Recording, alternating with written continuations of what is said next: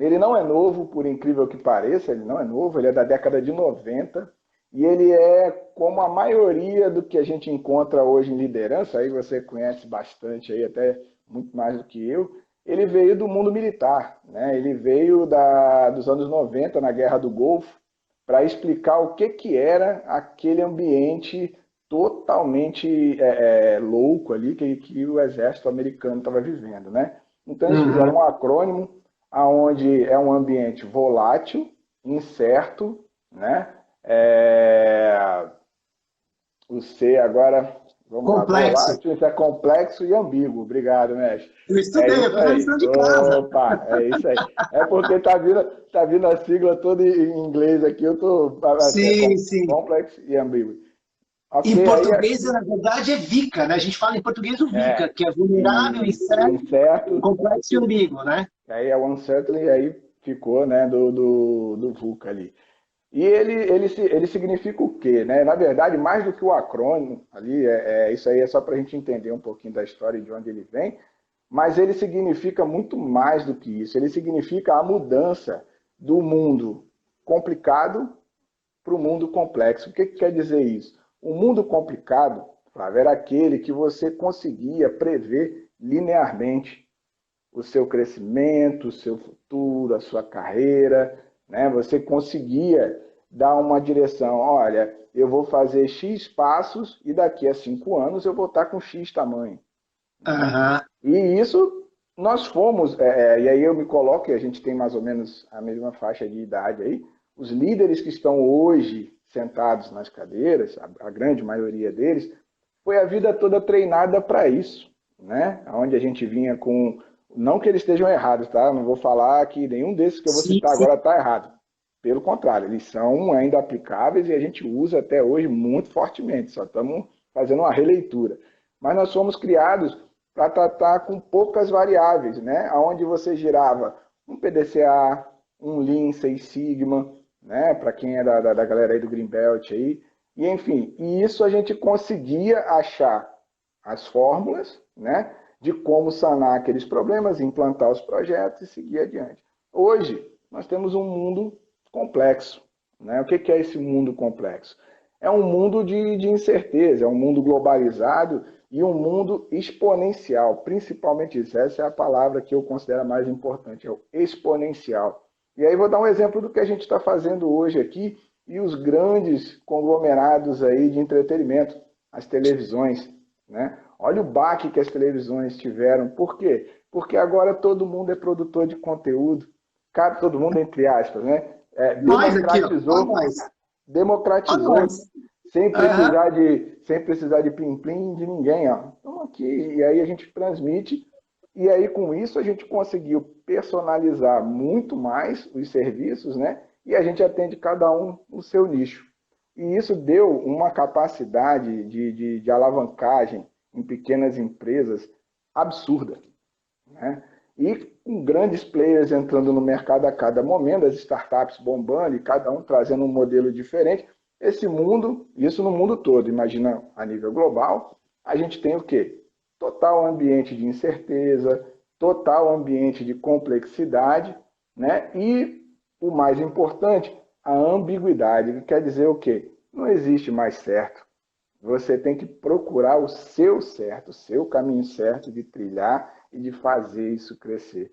E aí, como eu falei anteriormente, mais do que o acrônimo em si, os líderes eles não foram preparados na sua essência para lidar com tantos problemas, com tantas variáveis. E aí existe aqueles dois pedaços, né, o Flávio, é o que eu brinco sempre com a minha equipe lá. Você pode escolher liderar a mudança, né, onde você vai correr atrás de tendências e vai se atualizar e você vai puxar a liderança, ou você pode ser atropelado por ela, né?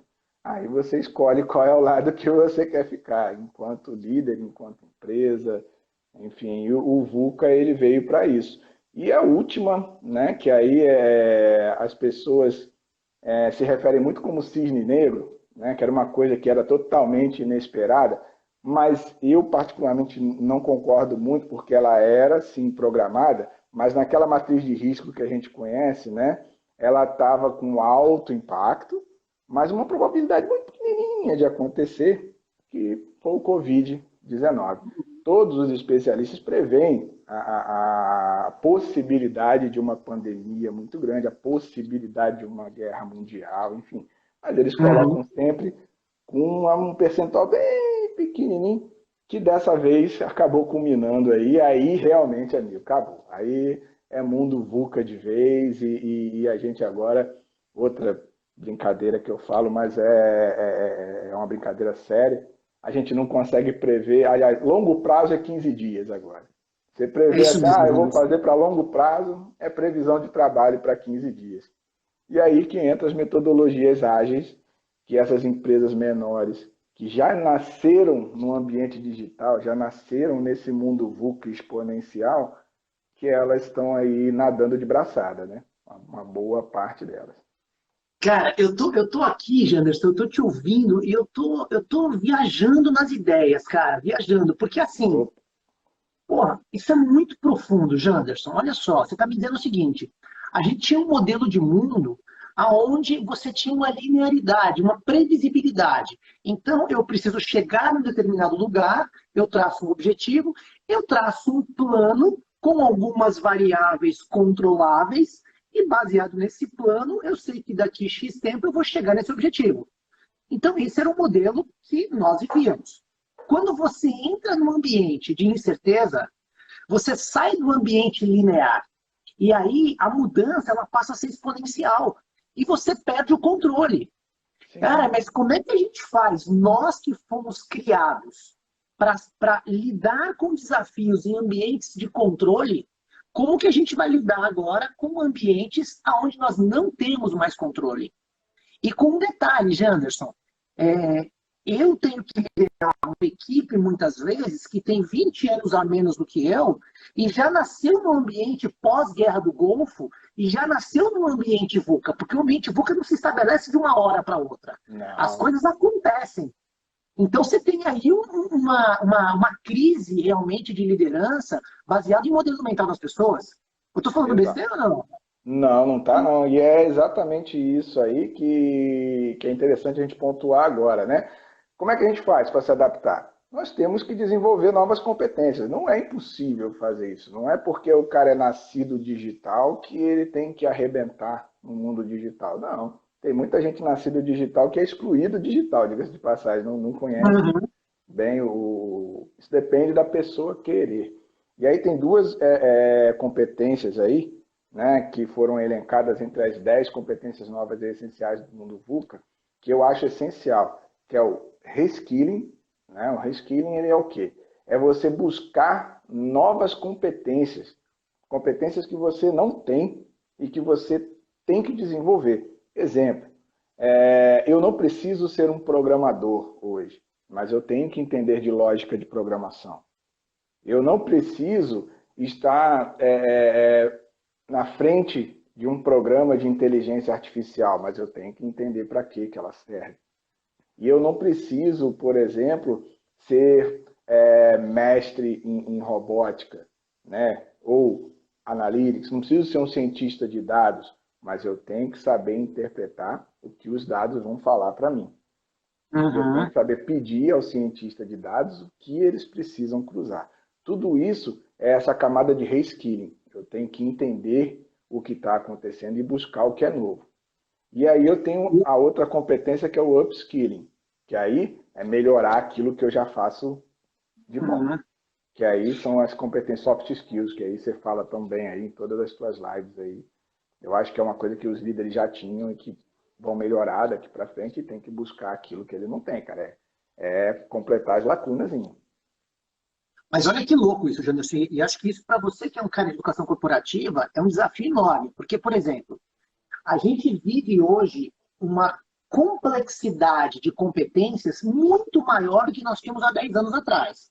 Então, as competências que nós precisamos ter hoje são muito maiores. O volume de informação é muito maior. É humanamente impossível você absorver todas essas competências. Exato. Ao mesmo tempo, o mundo ele vem e te fala assim, olha, você precisa se reinventar, você precisa buscar as competências que você não tem. Só que tem, cara, milhares de competências que você não tem. E a grande sacada é como você vai identificar qual dessas muitas que existem que você não tem, quais são aquelas que você efetivamente precisa para agora e para daqui talvez 6 meses, um ano. Porque o que você aprende agora, talvez daqui um ano já não sirva mais. Exato. Então, é um processo extremamente dinâmico. E eu acho que é um processo doloroso, ele é cansativo. Ele, no mínimo, ele traz um cansaço mental. Porque você tá, é como se a gente ficasse o tempo todo correndo atrás do rabo, igual cachorro. Porque você nunca vai estar pronto. Aliás, a gente nunca teve pronto. Só que agora, a distância entre o que você é e o que você precisa ser, ela parece que se torna muito maior. Muito maior. É assustador esse cenário. É assustador. Com certeza. E aí é que vem, como você colocou aí, né? A maior competência que a gente tem que ter agora, que é saber priorizar. Isso também está mapeado, é a competência do fazer menos e fazer melhor. O que quer dizer isso? Foca no que é essencial, mas vai a fundo naquilo, traz aquilo que você realmente pode tirar daquilo que você está priorizando naquele momento. E aí também vem linkado muito a agilidade de mudança, né? O Learn Agility, que o pessoal tem falado tanto aí, né? Que aí você precisa se conhecer, porque você tem que saber, né? O autoconhecimento ele vai te ajudar muito nessa base de inteligência emocional, relacionamento interpessoal. E aí, para que isso? Por que eu preciso ter isso, Jonas? Porque você vai ter que co-criar com outras pessoas, você não tem mais todas as respostas, então você vai ter que aprender a co-criar e você vai ter que aprender a desapegar das certezas. Você vai ter que aprender a prototipar. E esse é um problema muito sério que a gente vem.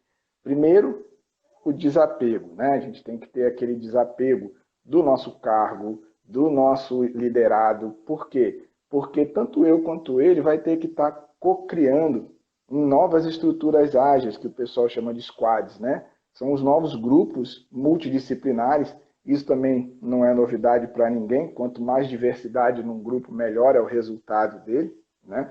Então a gente tem que fazer o quê? Desapegar. Eu tenho que delegar, eu tenho que confiar, eu tenho que saber que aquele meu liderado, e até eu mesmo, vou estar ligado com outras pessoas, ora em posição de liderança, ora em posição de liderado. E aí é um outro mindset que a gente também tem que trabalhar, né? Para quê? Para criar soluções. E eu tenho que entender que essas soluções vão estar apontando para um norte, que aí é o que a gente tanto fala de propósito, né? Eu tenho um norte, que é o meu propósito, mas eu não tenho certeza de como fazer para chegar lá. Então eu vou testar esse caminho e aprender com os meus erros para cada vez fazer diferente e melhor, não caindo sempre naquele erro. O que eu vejo hoje, a maior dificuldade é essa, Flávio, é essa liderança situacional, que é difícil, nem todo mundo tem esse mindset de crescimento ali, essa inteligência emocional para trabalhar isso, né? E a tolerância ao erro. Porque antes, como a gente tinha tudo muito previsível, muito linear, realmente o erro não era tolerado, porque você planejava, então quando você saía, se você errasse, aí realmente tinha alguma coisa muito fora do processo. Hoje não. Hoje você vai literalmente trocando a roda com o carro andando, né? Então, cara, se cair alguns parafusos pelo caminho, você cata. Você vai lá e aprende o porquê que aquilo caiu e continua seguindo. Esse eu acho que é um desafio muito grande e é outra competência que aparece, que é a competência da liderança pelo propósito, né? E também essa cultura digital, o pensamento digital. Quando a gente fala o pensamento digital, todo mundo parte para o tecnológico. Não é o tecnológico. Sim, não é o tecnológico. Perfeito. Pensamento digital é você entender que tem várias vias para você chegar no mesmo caminho. E você saber aprender com a viagem, né? Não com o destino, mas aprender com a viagem. Esse é que eu acho mais fundamental.